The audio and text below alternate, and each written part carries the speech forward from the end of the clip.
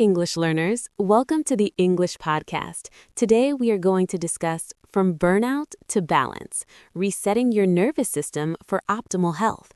I'm Sarah, and I'm here with Mark. Hi, Sarah. I am very happy to be here. This is such an important topic for everyone today. But first, I have a simple question for you. Sarah, have you ever felt like a battery that is at 0%? Like you just cannot do one more thing? Oh, definitely, Mark. That is exactly what we call burnout. It is more than just being tired after a long day. It is a real physical and emotional state that makes even the smallest tasks feel impossible. Many people feel a constant mental fog and a deep exhaustion that does not go away even after they sleep or rest. That sounds very difficult. Is it common? Do a lot of people feel this way? Actually, yes.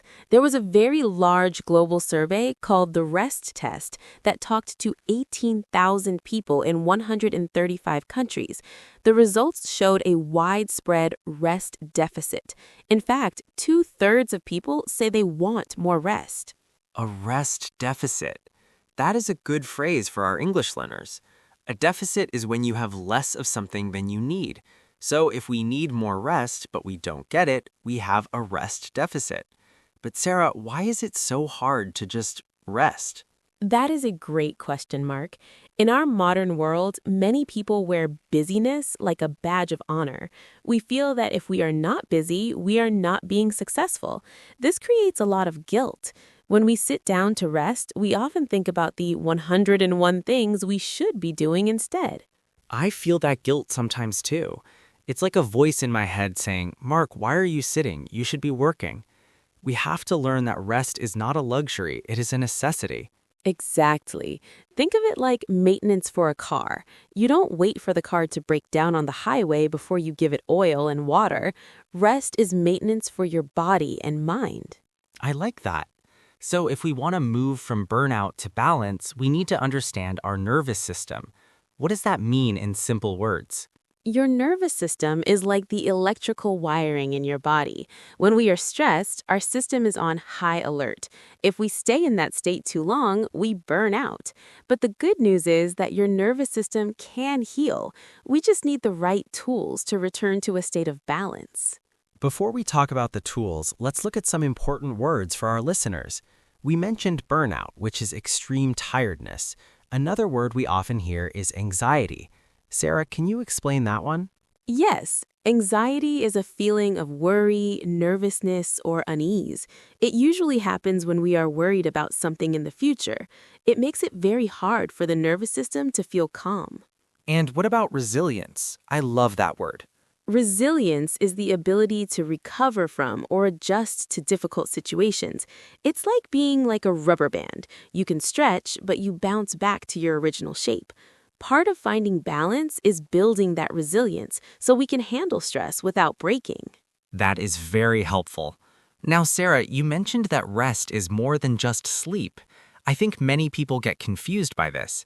If I sleep 8 hours, am I rested? Not necessarily. Sleep is a type of rest, but it is not the only type. Rest is broader than sleep. It includes all the ways we soothe our minds and rejuvenate our bodies while we are awake. For example, reading a book or walking in nature are forms of rest. So even if I'm moving, like taking a slow walk, I could be resting. Yes, this is a big secret to wellness.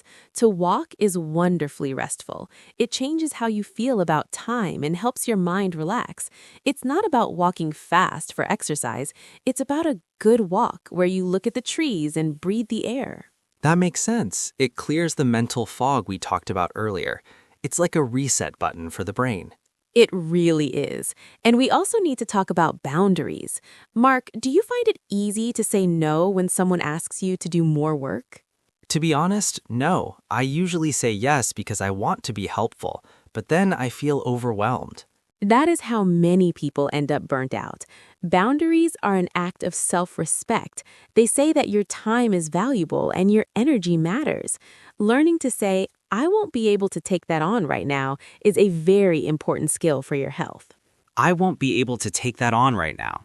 That is a great phrase for our listeners to practice. It's polite but firm. Yes, and once you start setting those boundaries, you create space for restful activities. The sources tell us that solitary activities, things you do by yourself, are often the most restful, like reading or even daydreaming. Daydreaming. I thought daydreaming was just being lazy. Actually, daydreaming enriches our experience. It allows the brain to wander and find new ideas. It's a natural state of mind that helps us process our lives. When we try to be on and focused every single minute, we get tired very fast. This is so interesting. We've talked about what burnout feels like, why we have a rest deficit, and how rest is more than just sleep. It sounds like we need to change how we think about our daily lives. We do. We need to stop seeing rest as a reward we get only after we finish our work. Instead, we should see it as a productivity strategy. You actually do better work and make better decisions when you are rested. I think many of us need to hear that. Sarah, you mentioned a morning routine earlier. Can a good morning help our nervous system stay balanced all day? Absolutely. Morning routines shape the body's rhythm and emotional tone for the day. If you wake up and immediately check your emails and feel stressed, your nervous system starts the day on high alert. But if you start with simple habits, you can build resilience. What is the first thing we should do? The first step is to hydrate. After sleeping, your body is naturally dehydrated. Drinking water helps your mental alertness and circulation. Experts recommend avoiding caffeine as your first drink. Drink water first, then your coffee or tea. Water first, then coffee. I can do that. What's next? Gentle movement. This isn't a hard workout. It's just 5 or 7 minutes of neck rolls, shoulder circles, or simple stretches. This wakes up your body and reduces stiffness. It tells your brain it is time to wake up safely. I like the idea of safely, not a shock to the system, but a gentle start. Exactly. And the third step is mental clarity. Just a few minutes of deep breathing, gratitude journaling, or setting one intention for the day. This helps reduce that feeling of being overwhelmed before the day even begins. So water, gentle movement, and a quiet moment for the mind. That sounds like a much better way to start than rushing around. It makes a huge difference over time. Remember, long-term wellness is built through daily choices. It isn't built overnight. It's about consistency. We've covered so much already. We've defined burnout, talked about the importance of rest and boundaries, and started looking at how a morning routine can help the healing process. Sarah, I'm starting to realize that finding balance is really an art. It is. That's why the book is called The Art of Rest. Everyone is different. What is restful for me might not be restful for you. You have to self-diagnose what you need. Self-diagnose. That means to look at yourself and decide what is needed. So I should ask myself, does scrolling on my phone make me feel rested, or does it just make me feel more tired? Exactly. For some, a little bit of TV is a great decompression chamber to escape stress. But if you do it too much, it might not be restorative anymore. The key is balance, variety, and moderation. This is giving me a lot to think about. I think our listeners are thinking about their own routines right now. Sarah, before we continue, let's talk about the rest deficit again. You said women and younger people often feel it the most. Why is that? Younger generations often face a lot of pressure from competitive jobs and high living costs. They report the highest rates of burnout. This is why setting boundaries is so vital. It's about protecting your battery so you don't hit that 0%. It's about realizing that rest is a necessity, not a luxury. If we are not resting, we will not make it in the long run. We need to give ourselves permission to rest. Permission to rest. I love that. We have to tell ourselves it's okay to stop. I'm starting to see that if I don't set boundaries for my time, other people will fill my calendar for me until I have nothing left. That is a very important realization, Mark. When we protect our time and our peace, we are reclaiming our lives. We are redefining what success looks like on our own terms. We've laid a great foundation here. We know why we are tired. We know that our nervous system needs to flip the switch from stress to rest, and we know that simple daily habits like a morning routine can start the healing process. I agree. It's all about those micro habits that protect our energy. Even small changes like turning off notifications at night can help your nervous system feel safe. This journey from burnout to balance is really about becoming more self-aware. We have to listen to our bodies when they say they are empty. Precisely. And as we continue our conversation, we will look at even more specific ways to fill that battery back up, especially through different types of activities that people often overlook. I'm ready to learn more. It feels good to know that we have the power to reset our systems and thrive again. We are moving right into the second part of our deep dive into finding balance. In our last segment, we talked about what burnout feels like and why we have a rest deficit. But I have a question for you, Mark. Have you ever spent a whole weekend on the sofa, watching movies or looking at your phone, but on Monday morning you still felt completely exhausted? Oh, all the time, Sarah. I always think I'm sitting down, so I must be resting, but my brain doesn't feel rested at all. Why is that? That is because not all rest is equal. Experts say there is a big difference between effective recovery and ineffective recovery. Effective rest is low stimulation. It means there's less input for your brain to process. And I guess ineffective rest is what I do. High stimulation? Exactly.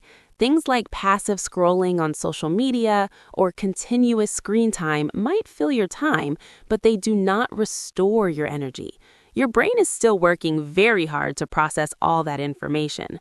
To truly reset, we need to look at what the 18,000 people in the REST test said actually works. Mark, can you guess what the number one most restful activity was? I would guess sleeping. Actually, it was reading. Reading provides a sense of escapism and companionship. It allows the mind to engage in a way that is quiet and restorative. In fact, research shows that dedicated readers feel a real frustration if they don't have a book with them. It is a very potent tool for enhancing your life quality. I love reading, but sometimes I feel guilty because I'm not doing something useful. That is a common feeling, but reading helps you enter a state of flourishing. The second most popular activity was spending time in nature. Nature provides something called soft fascination. Soft fascination. That sounds like a beautiful phrase. What does it mean? Unlike a computer screen that demands your hard focus, nature draws your attention gently. Looking at trees or water doesn't overwhelm your mind. It allows for restful reflection. It gives you peace and perspective. I've noticed that when I walk in the woods, I stop thinking about my emails. Yes, to walk is wonderfully restful. Walking actually alters your perception of time. It makes life feel more memorable and richer. And when you walk with someone else, it can foster empathy because you naturally synchronize your movements. So we have reading, nature, and walking. What about music? I always use music to relax. Music is powerful, but it's very personal. In London, there's a group called the Vinyl Club, where men meet to listen to records in silence. They don't talk until the music is finished. This shows that attentive listening can be a form of meditation. The most common emotion people feel when listening to music they like is calm. I like the idea of listening in silence. But Sarah, earlier you mentioned doing nothing. That sounds like the hardest thing in the world. It is. Many people find doing nothing more difficult than working. There's a famous character in a story named Bartleby who always said, "I would prefer not to," when asked to work. His doing nothing was a way to resist the pressure of a busy world. So, is staring out the window actually good for me? Yes, experts call this daydreaming or mind wandering. Even when you think your brain is resting, it is actually using the default mode network. This is a state where the brain is busy processing memories and planning the future. Daydreaming is just as crucial as staying on task. It is a window into your interior life. This is a relief. I don't have to be on every second. But how do I find the time for this? My schedule is so full. This is where we must talk about boundaries. Dr. Kristen Strom says that boundaries are not walls, they are guide rails. Guide rails, like the bars that keep you from falling off a bridge. Exactly. They aren't meant to shut people out, they're meant to keep you safe and balanced. She says that if you don't set your boundaries, someone else will. A boss or a friend will fill your calendar until you have no energy left. Boundaries are an act of self-respect. But it is so hard to say no. I always feel like I'm letting people down. You can use respectful boundary language. For our English learners, here are some great phrases to practice. I won't be able to take that on right now. Or, that's not going to work for me, but thank you for thinking of me. I won't be able to take that on right now. I like that. It's polite but clear. It is. And when you protect your time, you can create a recovery rhythm. This means taking micro breaks during the day, just 3 to 5 minutes to breathe or stretch, and then you have macro recovery, which are longer periods like weekends with clear boundaries. So it's about building a routine of rest. We talked about the morning routine in part 1, hydration and gentle movement. Now it sounds like we need a routine for the whole day. We do. And we should also mention body work. A massage or acupuncture isn't just a luxury, it is an essential part of reconnecting with your body and releasing built-up tension. It helps your nervous system reset from that fight or flight state. I'm starting to see that healing is a journey, not a quick fix. Some days I'll feel great, and other days I'll need to rest more. That is perfectly normal. The path to balance starts with self-compassion. You have to understand that you don't have to be perfect. You are worthy of rest simply because you are human, not because of how much work you did today. That is such an important point. We often think we have to earn our rest. But we don't. Rest is the fuel that allows you to do your best work. It is a productivity strategy, not a reward. I think many of us are still struggling with that voice in our head that says we're being lazy. We will discuss how to handle that guilt in our next section. We will also talk about the 7 types of rest every person needs, because sometimes, even if you are sleeping, you might be missing a different kind of rest, like social or sensory rest. I'm ready to keep going. It feels like we are finally learning how to take back control of our lives. We are. It's all about creating that personalized prescription for rest that works for your individual needs. That feeling of guilt you mentioned, Mark, is the biggest hurdle for most people. To truly move from burnout to balance, we have to reframe our mindset. We need to stop seeing rest as a reward we get only after we finish all our work. Instead, we must see it as a productivity strategy. A productivity strategy? That sounds like a business plan. It actually is. Research shows that rest is what makes productivity possible. When you are fully rested, your well-being scores can be twice as high as those who are tired. You return to your tasks with clarity rather than strain. Some experts, like Tricia Hersey, even call rest a radical act. Radical is a very strong word. Why does she use it? Because our society often treats people like machines that should always be working. Choosing to rest is a way to reclaim your humanity. Hersey has a very powerful reminder for us. If you are not resting, you will not make it. That is very direct. If you are not resting, you will not make it. It makes rest sound like self-preservation. So, Sarah, how do we actually make this a part of our busy lives without feeling like we are failing? The first step is to schedule your downtime. Just as you schedule meetings or doctor appointments, you should block out time for rest in your calendar. This makes it a non-negotiable part of your day. So if I put 20 minutes for a nap on my calendar, I am more likely to do it? Exactly. You're giving yourself formal permission to rest. You should also look at your environment. Your surroundings play a huge role in your ability to relax. Experts suggest making your bedroom a sanctuary. Keep it cool, dark, and quiet. I like the word sanctuary. It sounds like a very safe place. What about the rest box we heard about? A rest box is a wonderful tool. You fill a physical box with things that help you calm down, maybe a favorite book, a candle, or a playlist of slower music. When you feel overwhelmed, you open the box. It's a physical reminder that you have permission to stop. This is very helpful, but I'm thinking about what you said earlier about different types of rest. If I'm not physically tired, but I still feel empty, what does that mean? That is a great point, Mark. Dr. Sandra Dalton-Smith says we need 7 types of rest. It's not just physical. We need sensory rest from bright lights and computer screens. We need emotional rest, which means having the courage to stop pleasing everyone and just be honest about how we feel. Emotional rest. That sounds like it requires a lot of those boundaries we talked about. It does. And we also need social rest. This is about spending time with people who revive us rather than people who exhaust us. So not all hanging out with friends is restful. No, if you feel like you have to perform or act a certain way, it is social work, not social rest. To find balance, you have to self-diagnose which of these 7 types you are missing.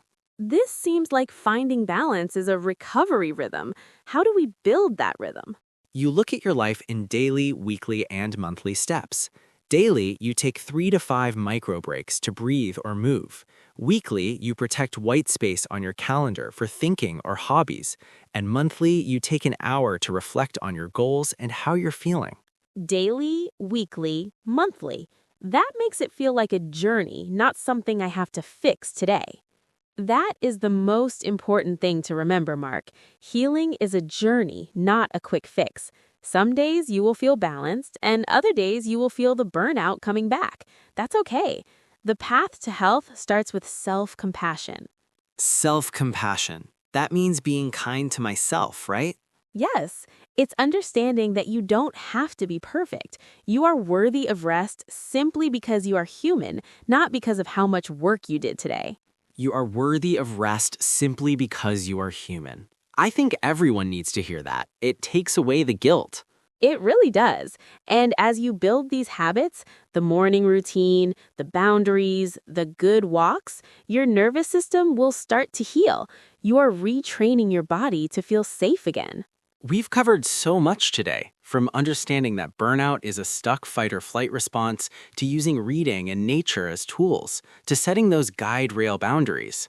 And for our English learners, remember that long-term wellness is built through daily choices. It starts small.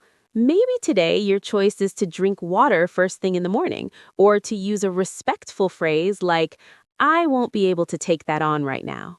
I'm going to practice that phrase right now. It feels like I'm taking back the remote control of my life. You are. And remember to keep looking for your own perfect prescription for rest. What works for me might not work for you, and that's okay. Variety and moderation are the keys. It's amazing how much science there is behind just stopping for a moment. It is. When we allow our minds to wander, our brains enter that default mode network where they are actually very busy processing our lives and helping us plan for the future. Even doing nothing is doing something for your health. I feel much more prepared to handle my stress now. It's not about doing more, it's about resting better. That's exactly it. By protecting your energy, you can show up fully in the moments that matter most. Wellness is about having a life that feels good, not just one that looks good to others. Let's keep that rhythm going. Each small step is a step towards balance.